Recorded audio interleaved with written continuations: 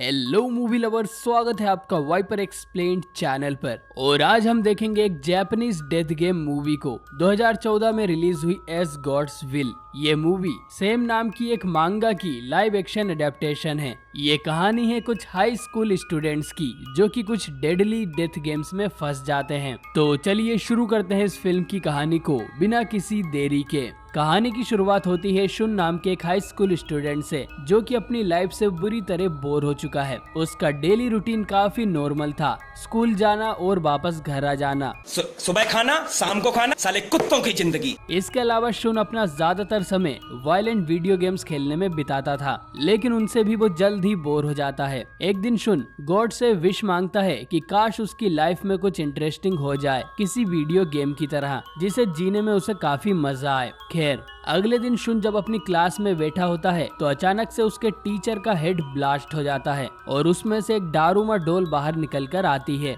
डारूमा doles को Japan में good luck का सिंबल माना जाता है, लेकिन ये डोल काफी ज्यादा खतरनाक है। ये डारूमा डोल हर उस स्टूडेंट का सर ब्लास्ट कर देता है जो कि थोड़ा सा भी हिल रहा था। और यहाँ से मूवी का पहला गेम शुरू होता है। गेम काफी सिंपल था। डारूमा डोल एक गाना गाकर स्टूडेंट्स की तरफ पलटता है और जो भी स्टूडेंट उसे हिलता हुआ नजर आता है तो वो उसका सर फोड़ देता है। सभी लोग बुरी तरह से घबरा जाते हैं और उन्हें कुछ समझ नहीं आ रहा था। दो बच्चे क्लास से भागने की कोशिश करते हैं, लेकिन दरवाजा लॉक था और दोनों डारूमा के हाथों मारे जाते हैं। क्लास का प्रेसिडेंट सभी को शांत रहने बोलता है और बताता है कि डोल के पीछे एक बटन लगा हुआ है और वहाँ लिखा है कि इस बटन को दबाने पर ये गेम खत्म हो जाएगा। साथ ही इस डोल पर एक टाइमर भी लगा हुआ था, तो इन लोगों को जिंदा रहने के लिए टाइम के अंदर उस बटन को दबाना होगा, नहीं तो वो सभी मारे जाएंगे। ये बात सुनते ही एक स्टूडेंट बटन दबाने दौड़ता है, लेकिन डारूमा पलट जाता है और उसे भी मार देता है। अब गेम खत्म होने में सिर्फ 1 ही मिनट बाकी रह गया था,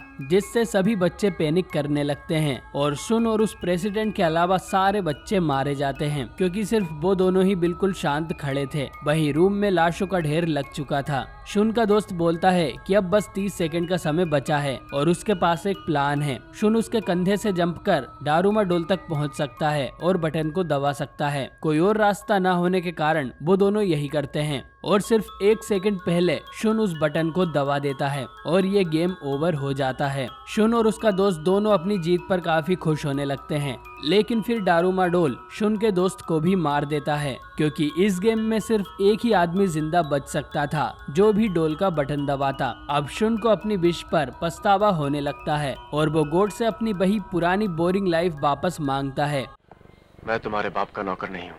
डारूमा डोल शुन को बताता है कि तुम एक चूहे हो और बिल्ली आने वाली है, मतलब शुन को और भी गेम्स खेलने होंगे। तभी शुन की चाइल्डहुड फ्रेंड इचिका यहाँ आती है। शुन को इचिका पर क्रश है, लेकिन वो आज तक उसे डेट के लिए भी नहीं पूछ सका है। इचिका से शुन को पता चलता है कि डारूमा डोल वाला गेम सभी क्लासरूम में खेला गया है और वो भी शुन की तरह अपनी क्लास से अकेली जिंदा बची है। दोनों काफी डरे हुए थे। शुन तुरंत पुलिस को कॉल करने की कोशिश करता है, लेकिन उसे नेटवर्क नहीं मिल रहा था। वो दोनों स्कूल से बाहर निकलने की भी कोशिश करते हैं, लेकिन बाहर जाने के सभी रास्ते बंद थे। वो दोनों भागते हुए स्कूल जिम के हॉल में जाते हैं, जहां उन्हें और भी स्टूडेंट्स मिलते हैं। इनमें से ज्यादातर लोगों ने माउस वाली कॉस्ट्यूम पहनी हुई थी, क्योंकि ऐसा यहाँ पर लिखा हुआ था और ये अगले गेम का रूल है। वहीं बड़े बड़े अक्षरों में ये भी लिखा था कि बिल्ली के गले में घंटी डालने पर ये गेम खत्म हो जाएगा। कोई कुछ समझ पाए उससे पहले ही गेम नंबर 2 शुरू हो जाता है और फ्लोर में से एक बड़ी सी मेनिको नेको केट बाहर निकल कर आती है, जो कि अगेन जापान में गुड लक का एक सिंबल है।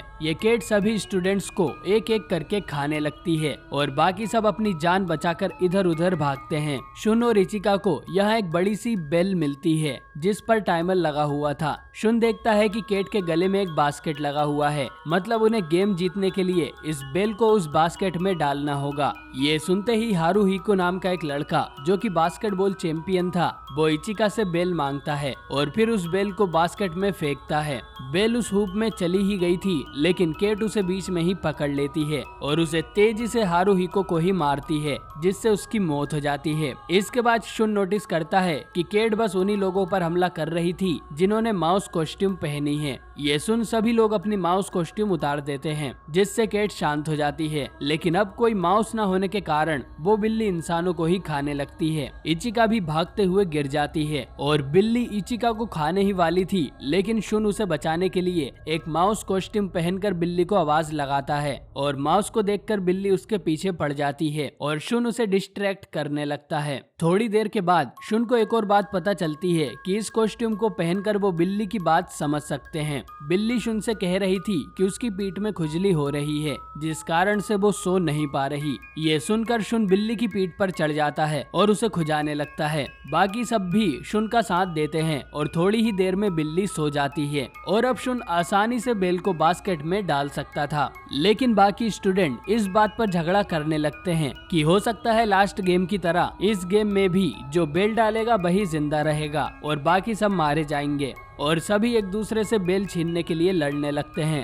अरे चुप हो जाओ पापियो, चुप हो जाओ। उनके झगड़े से बहुत शोर होता है और बिल्ली फिर से जाग जाती है और इनको खाने लगती है। अब शुन को एक आइडिया आता है और वो इचिका के साथ एक रूम में जाता है। वहाँ से ये लोग 2 बॉल लेकर आते हैं। दोनों को उन्होंने कपड़े से कवर किया हुआ था। एक में घंटी थी और दूसरे में मामूली बास्केटबॉल। दोनों केट की तरफ भागते हैं, लेकिन केट ये देख लेती है कि शुन के पास बास्केटबॉल है, तो वो अपना ध्यान इचिका पर देती है और उसकी बॉल को रोक लेती है। लेकिन असल में शुन ने घंटी को बास्केटबॉल के कवर में छुपा लिया था और घंटी उसी के पास थी। शुन घंटी को बास्केट में फेंकता है, लेकिन उसका निशाना ठीक से नहीं लगता और वो घंटी टकराकर नीचे गिरने लगती है। लेकिन तभी केट के ऊपर से अमाया नाम का एक लड़का आता है और उस बेल को पकड़कर बास्केट में डाल देता है और इससे ये गेम ओवर हो जाता है। अब इन सभी लोगों ने ये गेम जीत लिया था, लेकिन अमाया शुन और इचिका को छोड़कर बाकी सभी स्टूडेंट्स को मार देता है, क्योंकि उसके हिसाब से वो लोग जीत के लायक नहीं हैं और कमजोर हैं। अमाया एक काफी डेंजरस और साइको लड़का है जो अपने अलावा और किसी के बारे में नहीं सोचता।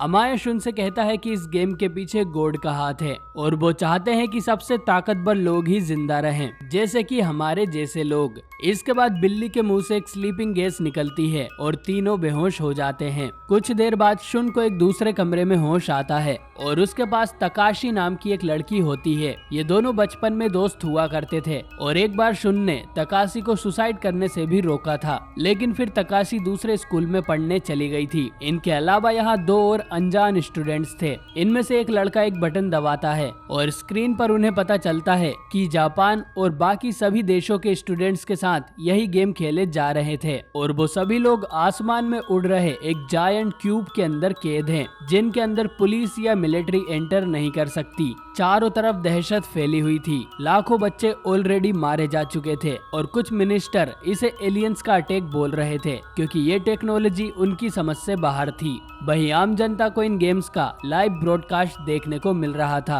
और वो लोग बचे हुए स्टूडेंट्स को गॉड के बच्चे कह रहे थे। इससे शुन को समझ आ जाता है कि गवर्नमेंट उन्हें बचाने के लिए कुछ नहीं कर पाएगी। इसके बाद इनका तीसरा गेम शुरू होता है और रूम के अंदर 4 कुकेशी डॉल्स आती हैं। ये डॉल्स इन्हें तीसरे गेम के रूल समझाती हैं। इन सभी को ये गेम एक एक करके खेलना होगा और उनकी आंखों पर पट्टी बांधकर एक जगह बैठा दिया जाएगा। फिर ये डॉल्स उस इंसान के चारों तरफ घूमते हुए गाना गाएगी और फिर उस इंसान को सिर्फ 10 सेकंड के अंदर गेस करना होगा कि उसके पीछे कौन सी डॉल है। अगर उसने सही नाम बताया तो वो जीत जाएगा, नहीं तो मारा जाएगा। गेम शुरू होता है और सबसे पहले उस अनजान लड़के को चूज किया जाता है। वो डॉल्स गाना खत्म कर उससे पूछती हैं कि उसके पीछे कौन सी डॉल है। नाम बता उसको। पद्मिनी, शंखनी, मोहिनी। रामायण के नाम नहीं, आज के नाम बता। जूली, सीमा, रीमा।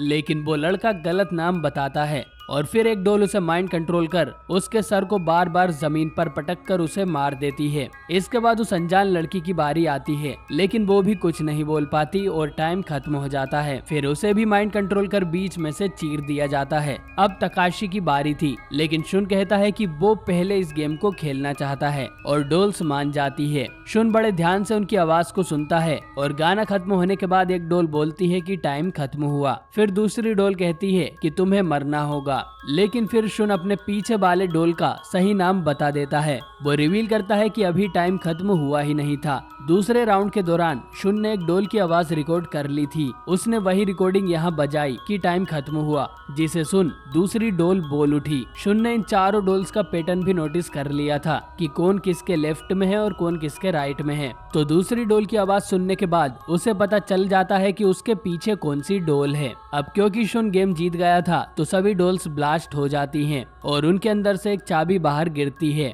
तकाशी शुन को थैंक यू बोलती है उसकी जान बचाने के लिए और हमें पता चलता है कि तकाशी शुन को काफी पहले से लाइक करती है। चाबी लेकर दोनों बाहर आते हैं। बाहर उन्हें एक और लड़का मिलता है जो कि भागता हुआ उनके पास आता है और उसके पीछे एक मॉन्स्टर डोल पड़ी हुई थी। वो लड़का शुन से कहता है कि वो तीनों एक दूसरे का हाथ पकड़ लें। वो ऐसा ही करते हैं और वो मॉन्स्टर डोल इन्हें नुकसान पहुंचाए बिना वहां से चली जाती है। मतलब इस गेम में अगर इन्होंने किसी का हाथ नहीं पकड़ा तो ये मॉन्स्टर डोल उन्हें मार देगी। तभी शुन को इचिका भी अकेली भागती नजर आती है और वो सही टाइम पर उसका हाथ पकड़कर उसे भी बचा लेता है। फिर इन्हें कुछ और स्टूडेंट्स भी मिलते हैं और इनके सामने एक बड़ा सा डोर आता है। इस गेम को जीतने के लिए इन्हें डोर में 7 चाबी लगाकर उसे एक साथ घुमाना होगा।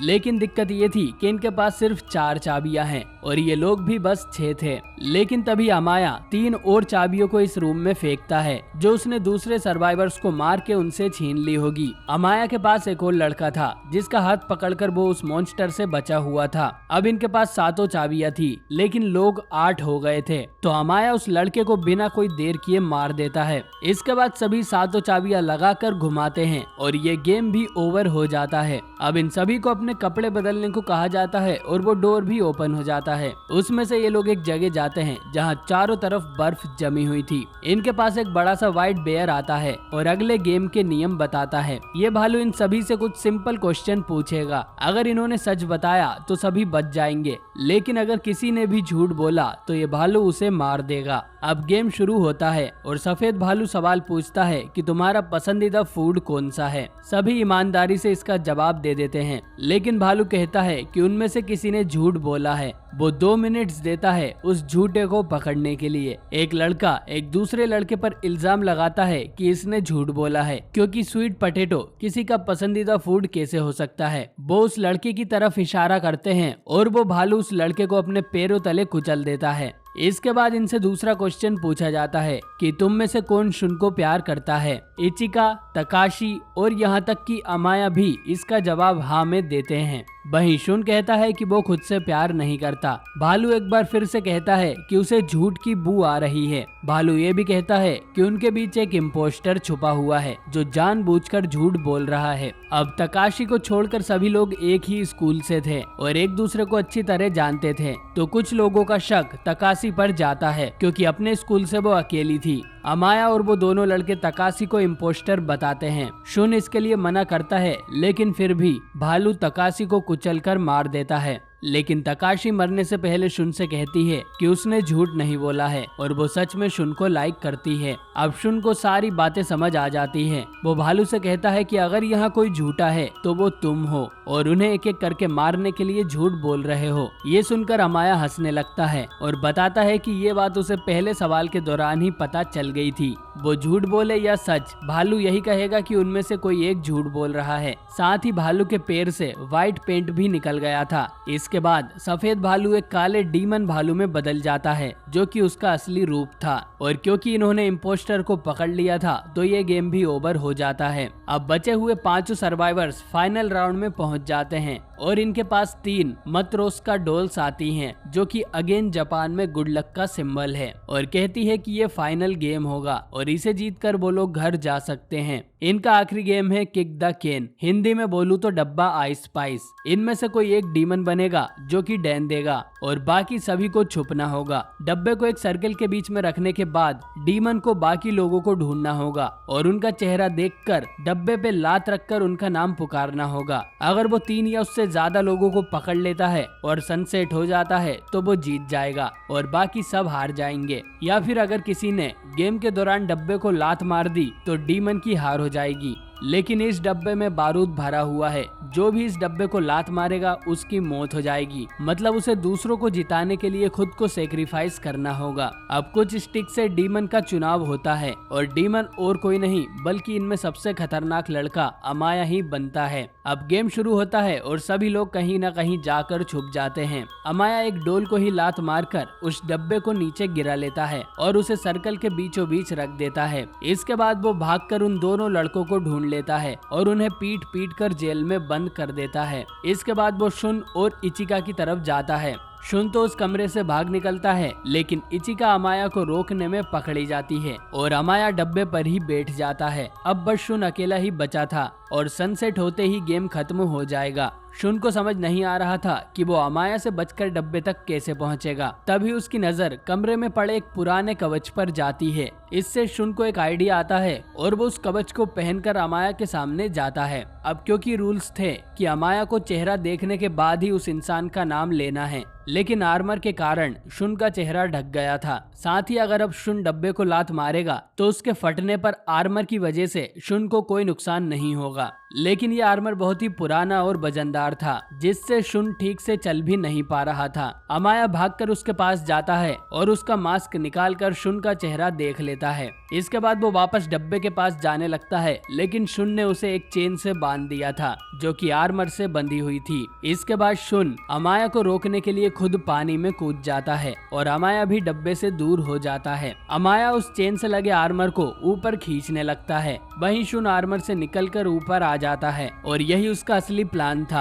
अमाया को आर्मर से बांध देना और डब्बे तक पहुंच जाना। अब ये दोनों डब्बे की तरफ भागते हैं और शुन डब्बे को लात मार देता है, लेकिन इन्हें एक बात से हैरानी होती है कि डब्बे में कोई ब्लास्ट नहीं होता। तभी डोल्स वहां आकर बताती है कि शुन और उसकी टीम जीत गई है और अमाया हार गया है। अमाया बोलता है कि वो मरना डिजर्व नहीं करता। इस पर डोल्स कहती है कि किसने बोला तुम मरने वाले हो। इस गेम में सिर्फ हार और जीत थी और किसी को जान का खतरा नहीं था। डब्बे के फटने वाली बात भी झूठ थी ताकि गेम में ज्यादा मजा आए। कैसा लगा मेरा मजाक?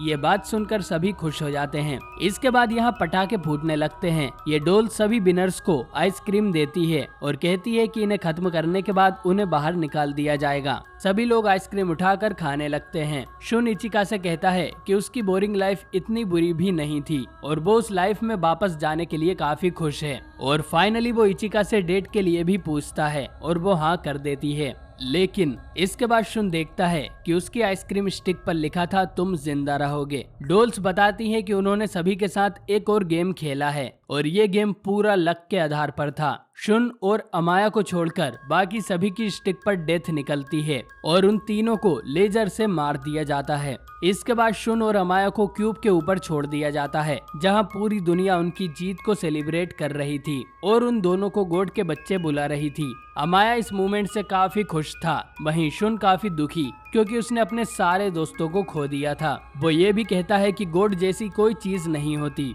तभी एक डोल उसे करेक्ट करते हुए एक होमलेस आदमी की तरफ इशारा करती है जो उनके साथ क्यूब पर खड़ा था। असल में इस पूरे गेम को यह आदमी ही कंट्रोल कर रहा था और यही वो गॉड है और ये फिल्म यहीं पर खत्म हो जाती है। अब यह आदमी कौन है और इसके पास गॉड जैसी पावर कहां से आई, ये मूवी में तो नहीं बताया गया है, लेकिन इसका जवाब आपको मांगा में जरूर मिलेगा। मांगा के हिसाब से इस होमलेस आदमी के पास गॉड लाइक पावर्स हैं, लेकिन वो गॉड बनकर बोर हो गया था और अपनी जगह किसी और को गॉड बनाना चाहता था। इसलिए उसने दुनिया भर में ये डेथ गेम चलाए जिसको सिर्फ अमाया और शुन ही जीत सके।